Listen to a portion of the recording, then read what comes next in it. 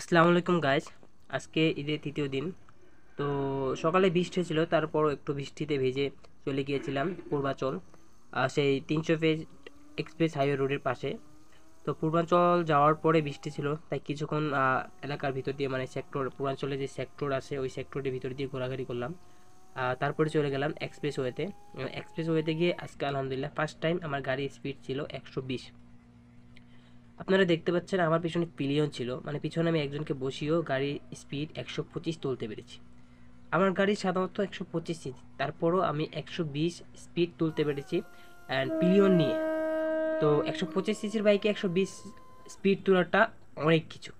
And রাইডটা ছিল অসাধারণ, আপনারা দেখতে পাচ্ছেন কতটা স্পিড ছিল এবং আমার বডিতে থাকা কাপড় কিভাবে উঠছে। আর আমার পিলিয়নে যে ছিল সে সেফলি ছিল, আমিও সেফলি রাইড করেছি।